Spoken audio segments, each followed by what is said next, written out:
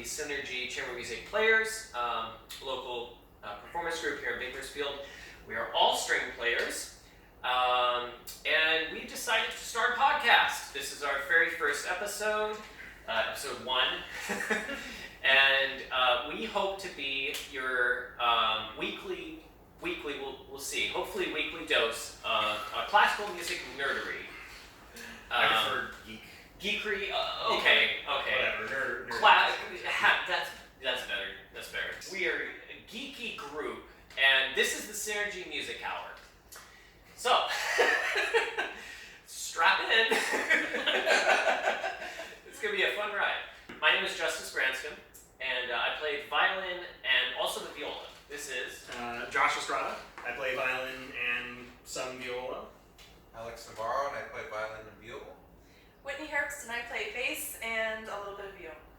Wow, so if I heard that right, all of us play viola. Yes. Whoa. Which will make us the butt of many a joke. This is true. Well, Josh, my story, I actually started on viola and then quickly realized that everyone makes fun of violas, and so I switched to violin. No, that's not really true. But to all you violists out there, don't listen to it. No. Viola is a fantastic instrument. I love it very much. You get the melodies of both the violin and the cello. That's true. Yes, absolutely right, Alex. No, I've definitely been a violinist for more of my career than a violist, just because I do like the higher register, which maybe is strange, but I mean I like the sound of the high E when it's played beautifully. So, what is the most important thing for a string musician? Well, we have our bows, right? So with the violin or the viola or the cello, you play bass, right? Yes. That is a huge change. Viola to bass, how did that come about? I'm sorry. I started on viola. I played it for many years, and it was actually Amy McGuire. She's like, I need a bass player for this music conservatory. Like, come in and play it for me. And I was like, ooh, I really like this. That's how we met. It's true. You were my tutor. We're getting history here, right? This is awesome. And then I started playing bass guitar, and when I got to high school, I just really wanted to switch over. So one day I came out with this big old piece of furniture basically and said, I'm switching, and just never really looked back since. I'll still do a little bit of chamber music for fun, for viola, but it's mostly just bass. That's my love. Nice. Is there anything beyond the opportunity that made you feel like that was it? Is it the register? Because bass, of course, has the lowest register of our string instrument family. Yeah, a lot of it was the register.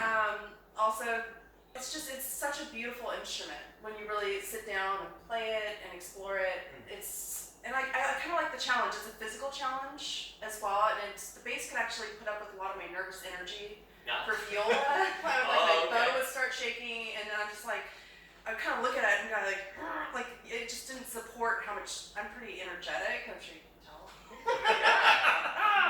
So I kind of needed something to match who I am as a person, and that was bass. And plus the shock factor of it, That's true. Probably if you didn't have your bass along with you, people wouldn't just expect, oh, you play upright bass. Yeah. Cool. Awesome. What about this guy? I switched in college in 2001 for scholarship. I got offered a big scholarship, so I was like, sure, I'll switch to viola. Okay. Give me the money. You say you're primarily a violist now? Yes. Okay. But you started on violin. Yes. Do you still play this? Yeah, sometimes I still play violin every now and then, but started with Rebecca Brooks. Cool. A big teacher here in Bakersfield. Yeah. Viola is a tough instrument. You have to have such good rhythm because those parts can be so independent. And I remember that being a young viola player, first year youth symphony, and just getting my butt whooped because I just wasn't counting the way it should have been. It's all like the little inner parts. They get very sophisticated with the counting. Or sometimes you have your triplets again.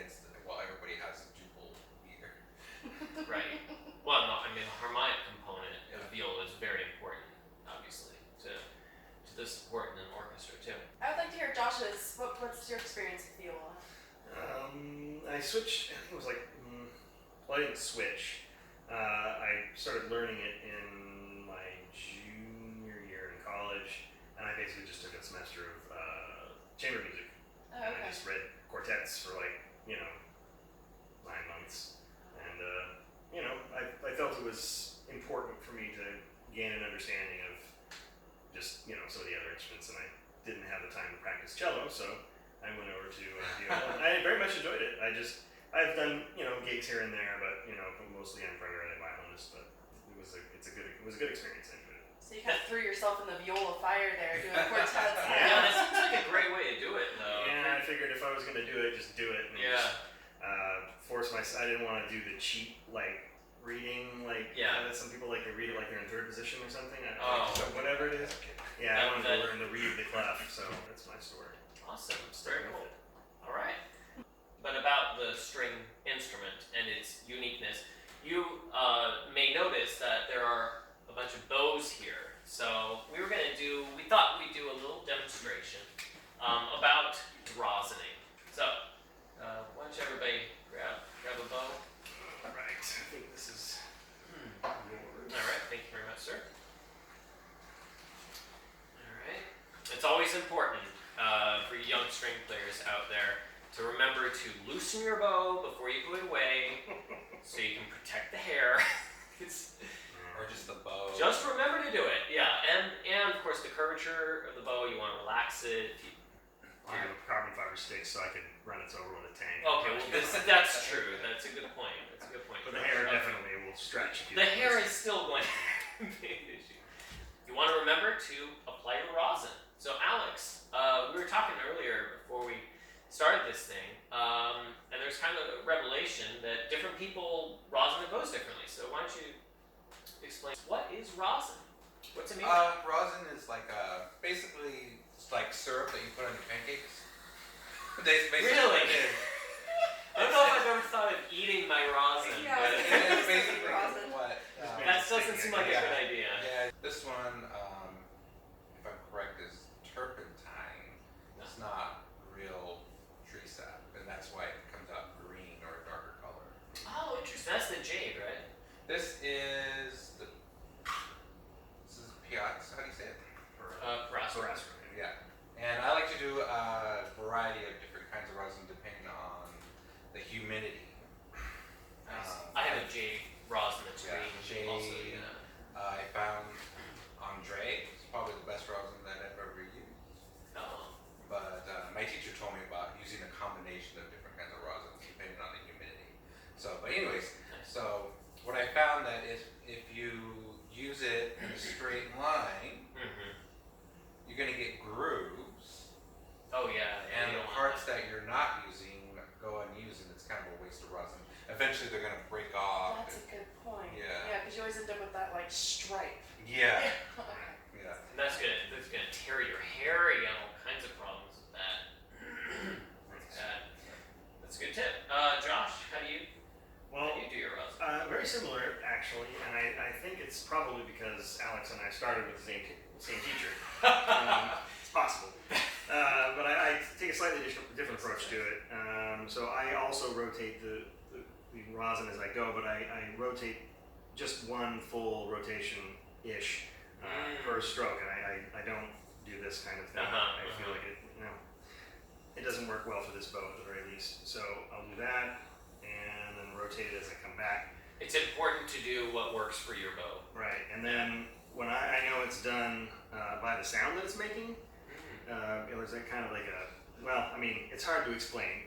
You'll kind of you would figure it out once you get like a sound that you like from your you figure out the level of rosin you like and you figure out what that sounds like. It's kind of like there's also a resistance to it, sort of like it's kind of like the feels process. a certain way. Is it kind of like the process of developing your ear, learning to tune? Same thing. Yeah. There's a certain grain to it, I guess, and so you just like a certain resistance. Yeah. And we got I've over rosin at this point. So that's how I approach it. I like jade as well. I don't do the switching thing, but I'm sure that probably does help. Yeah. I just use the same thing, rain or shine though. So. Yeah. I did for a long time. My first serious violin recommended Bernadette, and I stuck with that for years and years and years before I even really experimented with anything else. So yeah, can I see it? Yeah, this is like, I don't have any jade right now because it's almost, it's finally almost done. William Salchow, New York. Salchow, look that up, everybody. It was in my viola case, so I don't know, maybe it's like cello Rosin or Who knows? It could be. Cool. Well, one thing I really liked about what you were doing there was the one turn, the single turn. There was a very elegant quality to doing that. I'd never really done that myself, but you have a little arc, almost a little arc going on there. Mm-hmm. Very interesting, and then like counter arc with the rosin. Very good. I wanted to add I really have one thing to point out, because I have to say, it just, for lack of a better word or term, it grinds my gears to see my students say like, oh, you're supposed to like cut it. I was told that you're supposed to like slice in the rosin, like score it. Yeah, like use a key or like what? Who is saying this? This is not. Seems to be a common thread here. So you've heard this Yes. too? Oh my gosh! Because what that's going to do, for anyone that doesn't know, will destroy your rosin. There is no need to score or cut or do anything. It just does not work. Right. Yeah. It's not. It's just going to shatter the It falls cake. to the ground instead of going onto the bow. Right. That's basically what it does. Yes, exactly. So anyway, the only additional thing that I have as far as application goes is if you have like especially if you're a really young student that may not be like fully coordinated, teach them to put their thumb over the end of the frog, because this is very sharp, right at the edge here. And if they're holding it like this, and even if they're being careful, if they're not paying attention to that end, they could break it right there. So just covering that, because of course you have to have short fingernails to play the violins. There's nothing sharp or viola, or cello, or double bass. There's nothing sharp to come into. Anyway, I do basically a combination of the two of you here. I do, the gang motions, and again the turning, because you want it to remain flat all the way around. But I do the finishing. For me, it's the full length to just finish it off. I don't know. It's always what's worked for me. I like the sound that I get, so. Yeah. And you put rosin on once a day, or every time you get your instrument out? I would say it does vary in playing condition, performance space, but on average, definitely never go more than a day without putting some rosin on, because then your bow is just gonna start skipping around and you'll totally lose your tone. Now, I wanted to, since the three of us all share more of our main instruments, we all seem to play basically the same way. I'm wondering, Whitney, you're the one that didn't grab a bow, so I'm wondering if you have anything to share. If I was being a this much double bass player. rosin, I would kill my bow. Our rosin's so sticky. I mean, my bow would be. Really? So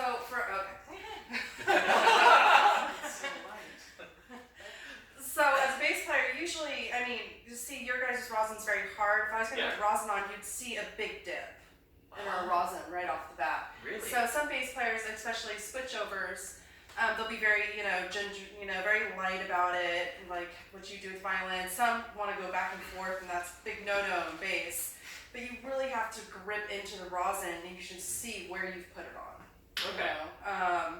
And for us, it's one direction. Either you go this way, or you go up. And then I also do what Alex does as well, as I have different kinds of rosin as well. I see. So it's sticky enough that you don't have to put a lot on. It's just, you can just kind of go. Kind of depends on the weather. Oh, But okay. actually, a lot does go on it, but you can't over rosin. You can't build the rosin quickly. It has to be a process. So when I get a brand new bow, it can take me 2 weeks to break it in, because I can put rosin on and then it's just kind of gone. Really? Oh, interesting. So Crazy. So is there any, for me as primarily violin violist, like rosin seems to last a long time. I don't know, 5 years maybe for a Five, 6 key? years. 5 or 6? Depends.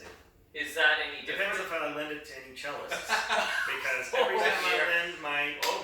time I've lent my rosin to cellist friends, they do the same thing that beginning violin students do. So remember, pro tip: don't score your rosin. See, I sit there and if I blend my rosin now, I sit there and watch that. Because even if the box gets messed up, I don't like to use it. I'm done. I've had this rosin for almost a year, and the box looks almost brand new still. Oh, I can't believe Nice. that. Yes. I agree. Treat your rosin like you treat your instrument. Did you see my rosin? Right? Treat your rosin like you treat your instrument. I think It's those like are words to live by. it's probably like the wind going through your vocal cords or something. Yes, exactly. I think we'll hit on that a little later. Well, wind, breath, whatever. Yeah, it's No. funny with the pops. We have paper that goes around it. So what happens? It's so hot here that my pops melts all the time. So the paper gets sucked up into the pops. Whoa. It's kind of like the Jurassic Park with the mosquito, but it's just like Oh, the paper wow. cup. That's And then I get rid of rosin. Crazy. So does that mean you go through rosin pretty quickly? Yeah, pretty quickly. Wow. Yeah, a lot of times it dries out. It depends on how new it is. You know, if you go to a music shop and it's been sitting there for a year, you know, then it's going to go bad very quickly. So you have to order it and stay on top of it. Interesting. Well, My rule is once the shine is gone, the rosin's done. oh wow. So it should always be shiny. Okay. Well, for beginning bass players out there, remember that. Yeah, that's for pops. All right. Well, cool. So we've got the rosin taken care of. I think for opening up here, let's talk about the news a little bit, because I think every podcast should have a news segment, right? Yeah. And Josh, I think you looked up an interesting story that Well, you had you to know, share. try and keep it light because there's a lot of dark paths you can go down in the music world these days. Especially classical, right? Well, yeah. Well, that's kind of what this is about. So I was doing some reading, and this is actually something I read a couple months ago, so it's a bit of an older story, but it's still worth talking about. And that is, I believe it's the UK, but this I think probably applies to some other areas as well. Streaming is up for classical music, something like 45%. I think it's still like under 1% total, but like it's up like 45, 47 something percent over a year ago. That's awesome. CD sales of classical music is up, which is Really? weird. Wouldn't have thought that. Yeah, I mean it's interesting. I mean, what does that imply? I don't know. I mean, it seems to run maybe slightly counter to the idea that classical music is dying, which I think is a ridiculous concept. I think it's wrong. Oh, for sure. But certainly, it seems to me that, and we'll include a link to the whole article below because it's actually a really interesting read, and they talk about a number of different kind of issues surrounding streaming, but certainly to me that would seem like, okay, well, maybe it's sort of like what happened with the recording industry, which was it used to be that you could only get it on CDs and people were just downloading this stuff Right. for free, but once we started getting a model by which people could consume this in a way that they were demanding, Right. they started making revenue again, which iTunes was one example. Streaming is another example. Of course, the revenues are very low for musicians right now. It's a completely different. Well, that's not completely different. That's a important subject. Related, yeah, for sure. But I mean, at least as far as to me, like the fact that more people are listening to classical music, I think that's a really interesting, piece of information, and I think it's something that we need to think about more carefully, and we need to maybe that could help us, form some different assumptions about what we need to be doing. It's definitely a good trend.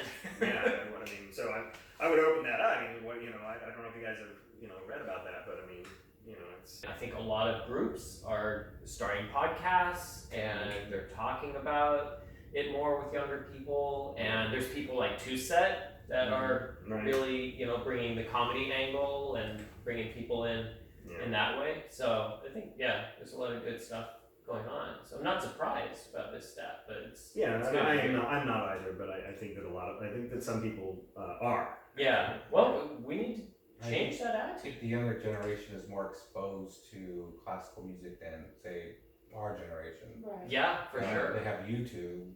Right. And it's a wonderful resource now because there's so many everything, recordings, right? Everything is up now. And there's the YouTube stars like Lindsey Sterling. That's true too. Yeah. Inspires Are You? What's it? Two cellos. Oh yeah. And Apocalyptica. Yeah. Even too, I right? just cringe every time the way they use their bows. Well, that's true. They have the cheap bows for that. Oh, I'm so. sure. Yeah. Still. Yeah. I've been surprised. I don't know if some of it maybe just kind of media, like in the movies. Beethoven Symphony No. 7, the second movement, has been all over the place. I've been shocked. That's true. And Lord of the Rings was a smash. Their soundtrack, Right. The Black Swan. Yeah, that's Yeah. Right, Tchaikovsky definitely getting a lot of Yeah. replay there too. Yeah. Did that start with was it The King's Speech? Was that that movie had the second movement, right? Oh, I mean, it's been used many times before that, but right. But I King's feel like Speech it's, is one of the most since recent. then, it just seems like it's had a lot of traction since then. And that's what a lot of people. I remember a lot of movies, like especially in the 80s or other things like that, there was a lot of pop music and stuff, and it's kind of been going back to, what you would see in the 50s and stuff, more classical. I don't know. Orchestral scores. That's why I love David Lynch, because he uses, I love pre-composed Lynch. music. Yeah, I love it. Huge film fan. Cool. Alex, do you have anything to add?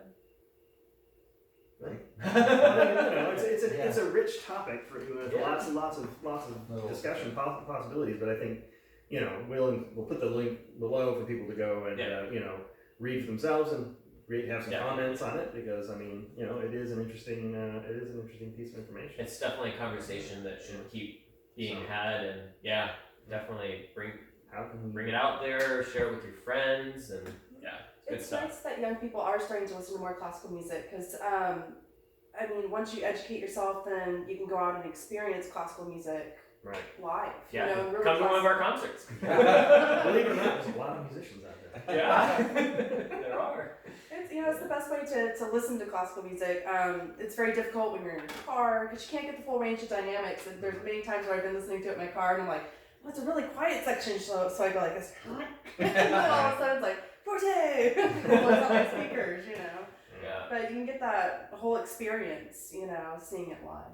I think the younger generation would be more fascinated seeing it live, because it's something that they're not exposed to on a daily basis, as opposed to maybe 75 years ago or 100 years ago, where it's more common.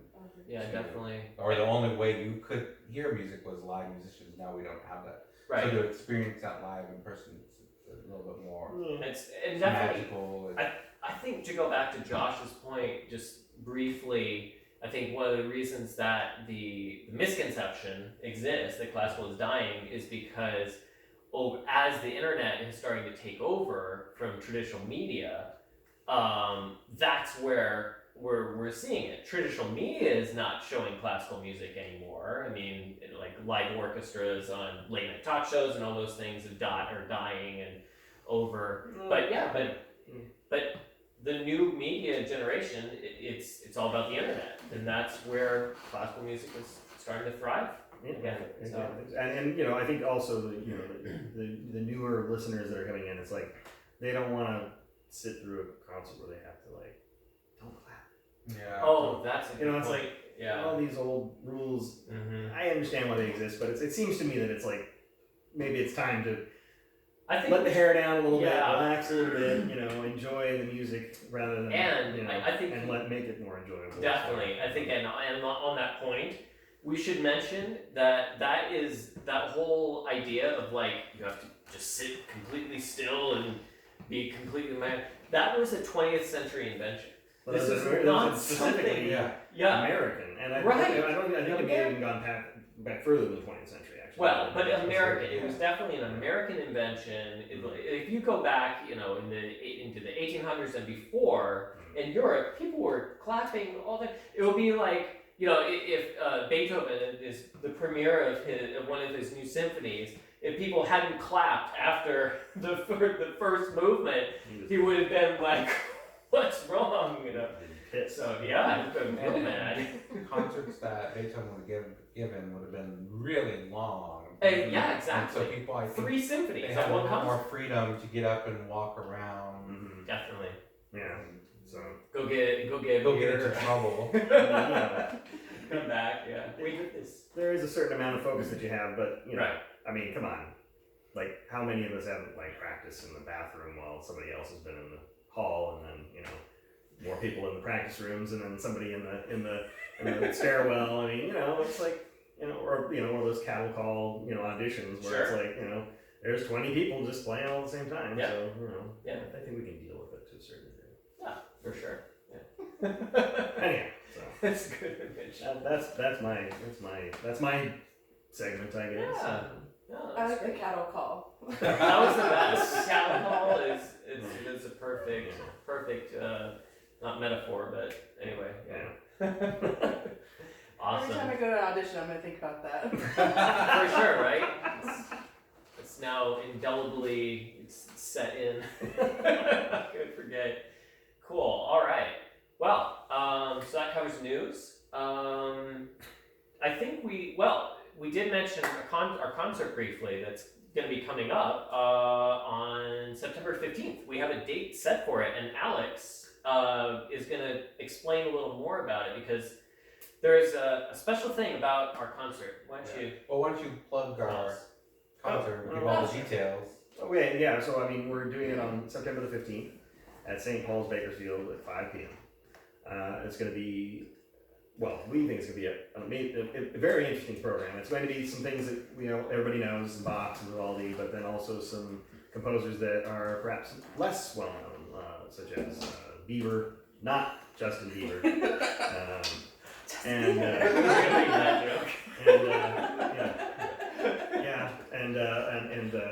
Manfredini, and a few others that we think that will out illustrate some of the variety that took place in the Baroque, because I feel like people have this misconception about Baroque music, like it's all Bach, choral music or partitas or something. Right, It's like, right, sure. certainly that's a staple, but there was a great, huge, amount of variety in Baroque English, performance practice. French, Yeah. German, Italian. And it was all very different. Yeah. Yeah, definitely. Awesome. So Cool. now we talk about what's odd about Baroque music. Yeah, what is odd about Baroque? So currently, And this is a modern instrument. this is a modern instrument. We're not So quite what we've doing done this is tune properly. into what's considered Baroque tuning, standard Baroque tuning in this area, which would be 414. And That normally, means hertz, 414 hertz. and normally we would tune to our A to 440 Right, for modern. Right. for modern instrument, and Or even 442 occasionally. Yeah. so I'm gonna play what is the A at 414, and Justice will demonstrate 440. You want to do this at the same time? One Oh, after boy. another, and then Okay. Yeah. Okay, so this is 414. And here's 440. And so we put them together. Ooh. That's wonderful, guys. All right. Do a little Charles Ives You there. Hand it up. All right. Anyway, So it's about half step difference. one of the problems of playing at 414 is, are your fingers in the same position? Right. No, I wouldn't. Oh. They're not, and That's a good point. I hadn't thought of that. What is the difference between like you said, it's not in the same spot? well, the instrument would have been a little bit shorter. Your The fingerboard would have been a lot shorter. Probably been to like right there. So Oh, it's a good amount shorter. Interesting. the So you couldn't neck- play as high Yeah, either. and you would have not using a shoulder rest. Right. You would not have used a chin rest. Right. So the technique would have been, I don't know, they say that what you were able to do on the instrument was a lot less than what we are capable of doing now because of Because you can't have as much contact Yeah, with you it, couldn't right? hold it Hold there it. so you can shift up higher. Right. And with us playing and being used to at 440, when you play at 414, your ear already knows that something's off, and you want to adjust up to make it in tune, and you can't do that. Right. So it really throws you off. So another thing is that during the Baroque period, they would use the gut strings, and guts, those are made from. sheep intestines. Sheep gut. And the little bit that I know, it developed. What had happened was that the violin kind of developed from sort of English area. The body of the instrument came through like the lute and all these guitar instruments, whereas the bow came across the other way. If you've seen ancient or more traditional Chinese instruments, they use a bow. Right. It has a big curve. Yeah. Right. And as time went on, they migrated together, and so the things that they were able to carry and bring across was what they made their instruments out of. Very So, interesting. one of the herds that they brought were sheep herds, and so they made the strings out of the gut of the sheep. And it's a quite difficult process. You have to literally kill the sheep, take the gut, cut it all, wind it before the string cools off from the natural body temperature of the animal. Because once it cools off and sets, that's it. The string is done. You're finished. Super time sensitive. This is why I use artificial strings. Yeah. This is why we're in the 21st That century got now. dark fast. Good gravy. Because I came across it because I was like, why don't we, like wind players or like oboe players, they make their reeds. So why can't string players make their own strings? And so that's why. Yeah, that was why. It turned out. And the consistency, I would say it's like playing on yarn. Is Really? some of the bigger strings, what they feel like, especially the C string on the viola, it's just like it's a yarn consistency.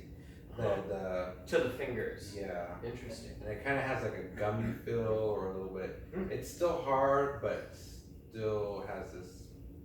It's almost, I don't want to say like nylon strings are very similar. Yeah. Nylon strings on the guitar are very similar to Oh, that. okay. Sure. While they're, you can, they're hard, but they still, like, you could squeeze them and they're kind of bendable. Interesting. And and you could not,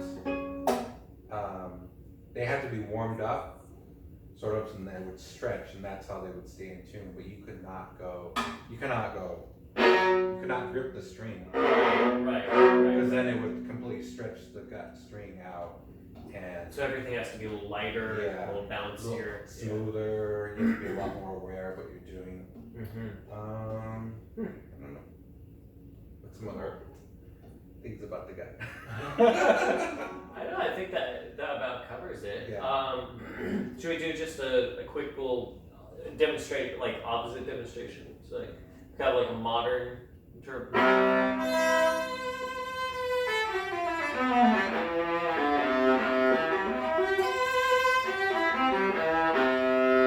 That's kind of what a modern instrument. A Baroque instrument, you could get away with playing it here, and you could do it a little bit smoother.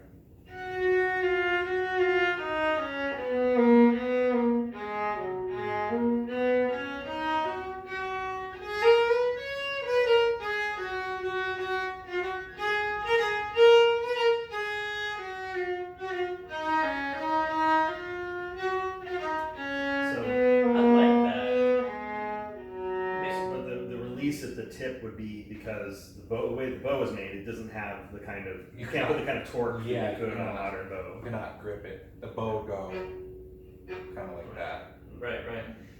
One thing that I noticed right away there is, I'm not certain that was a dance, but that really had the quality and the feel of like a Baroque dance. It almost makes you just want to get up and start moving. Say that every single Baroque piece is a dance movement. Yeah. And for a long time, it took me a long time to figure out, like, what does that mean? Right. You know, how do I, it's in 4/4, but yet it's supposed to be a 10. It's like, how do they know? Yeah. And so what I've come to discover, it has to do with like, you want to emphasize beats. It's okay to beat out. So like if I would play a passage in a modern, I would go.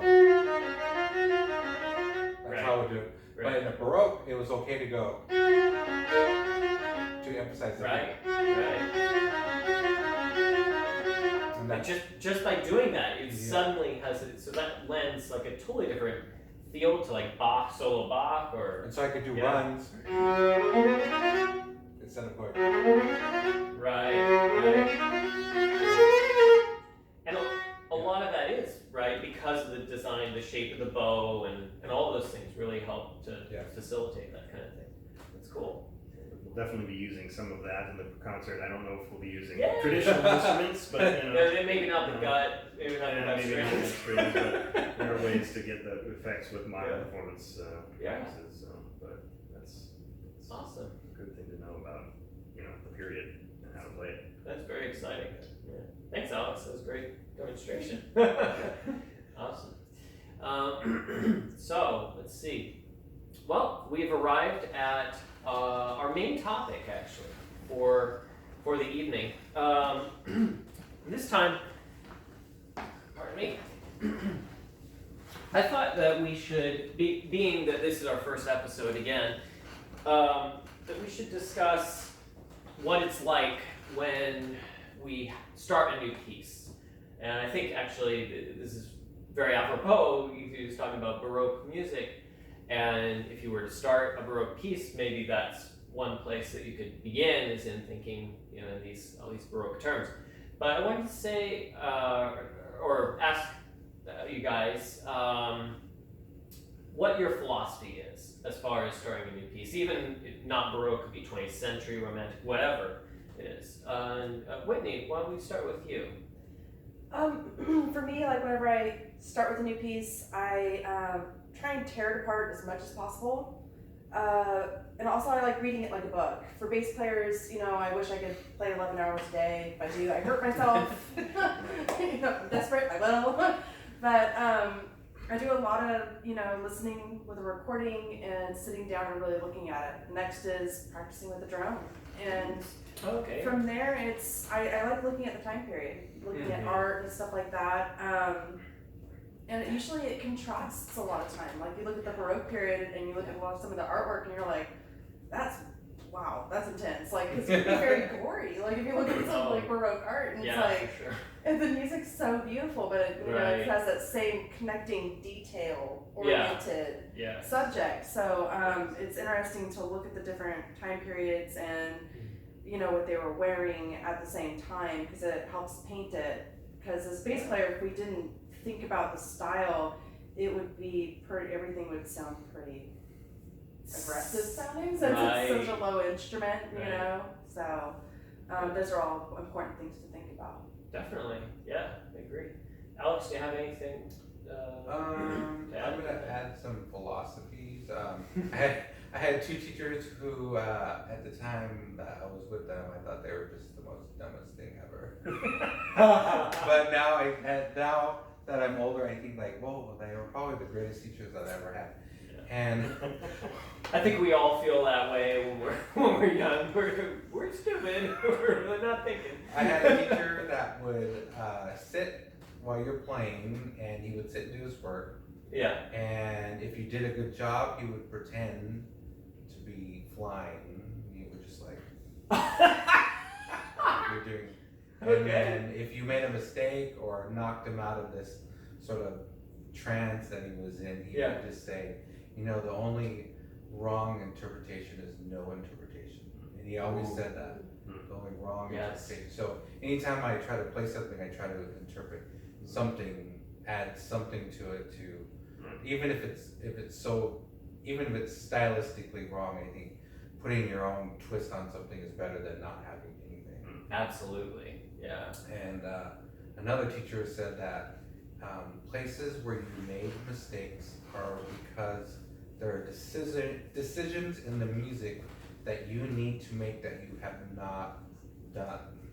So where you made, there's something you need to still figure out in that little, if you mess up on notes, or it has to be with maybe a shift you haven't decided how to shift, how to interpret the music or what.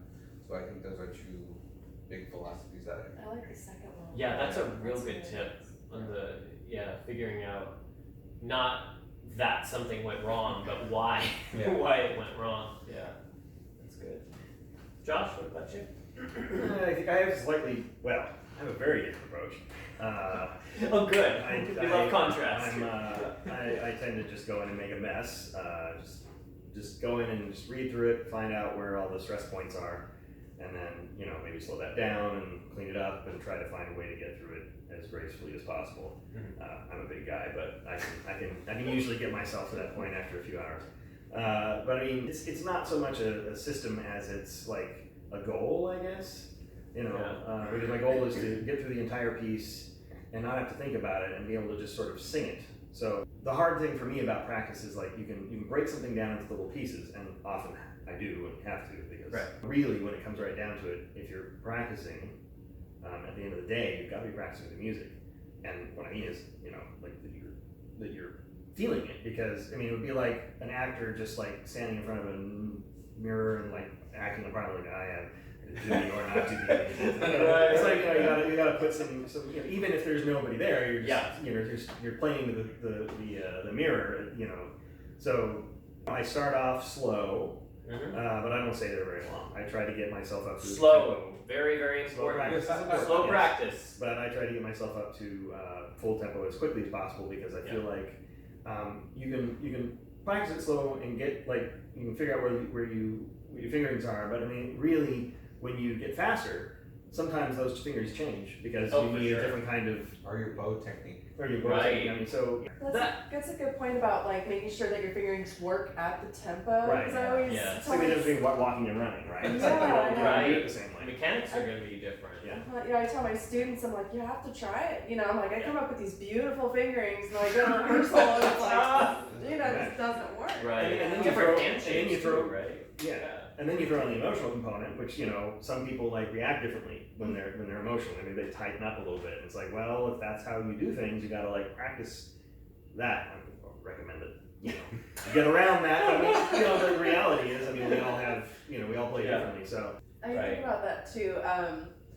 Like making sure when you're practicing not to be stressed. Because it took me. That's a really good point, Whitney. Funny, because that took years to learn. Because I'd be practicing and I'm like, oh, I don't like this part. And then when I'm playing it, it's like I keep thinking about, oh yeah, it's the part that I really don't like, and it's coming up. And that's how you're gonna perform it. Right. 3, 2, 1. Yeah. Took 20 years to learn, but Yeah, I think that's about a lot for me too. Yeah. No, but playing slow can help with that a little bit, but yeah.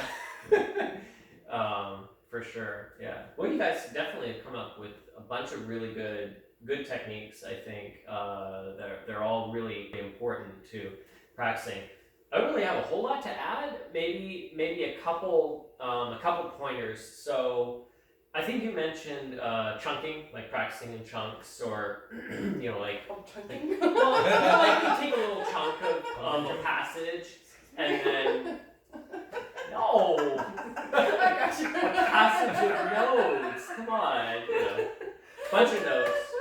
You put in a little chunk, and then you add them together. It's easier if you don't try to do it all at once, but you just take that section and then the following section and the following section, and then chain it together. Yeah, break everything apart, and you can also add measures or moving backwards, or you can literally go backwards like you had mentioned before, or you can go back each measure and then pick up another.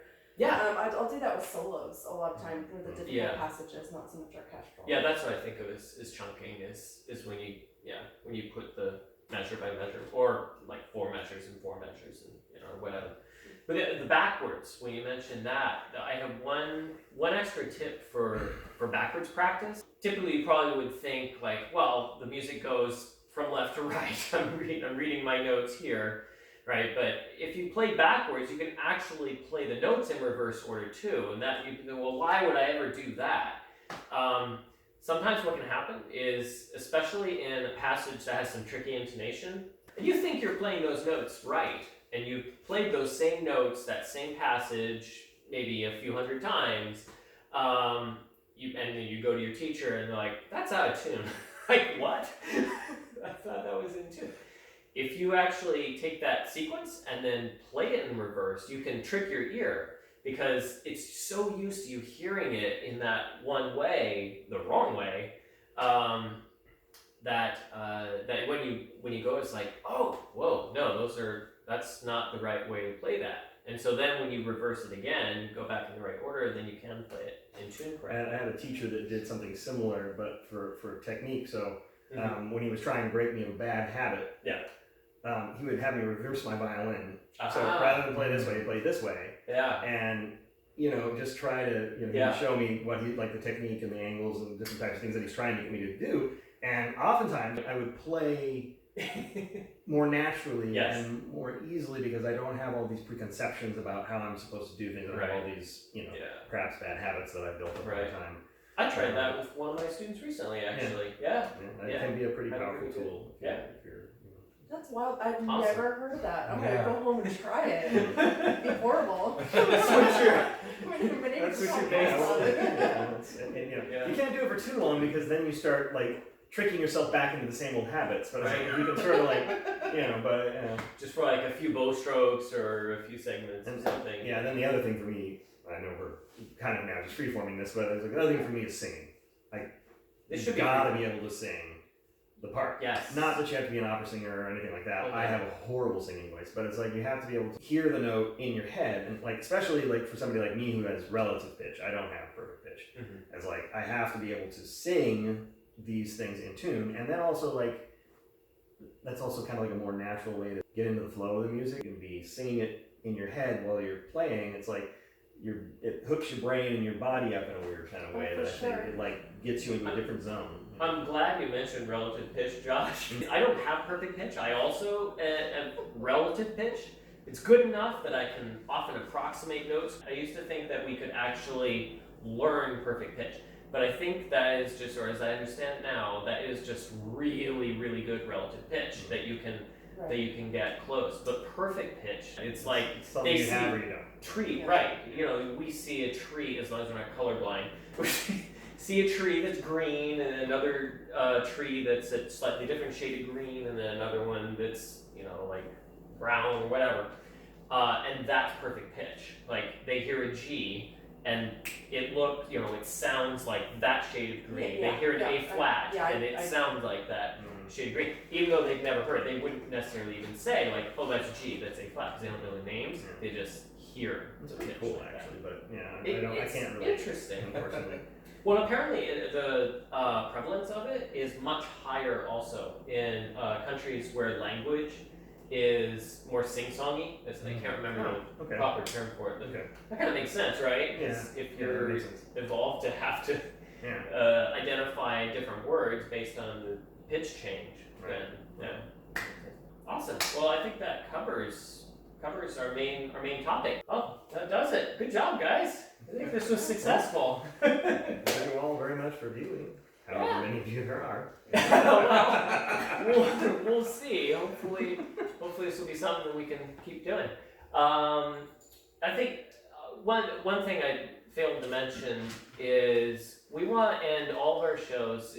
We have a lot of fun, of course, during it, but we want to end it with a little bit of thought, food for thought. So Whitney, I think you had a quote. Why not end it with a composer's quote, right? Yes, Let's exactly. hear what our composers are saying, and I thought this one was very appropriate for us.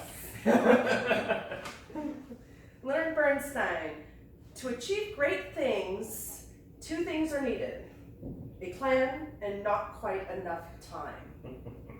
Isn't that so true? That is very true. It's like Thank you so much for your watching. average orchestra performance, right? Yes, absolutely. Thanks for watching, everybody.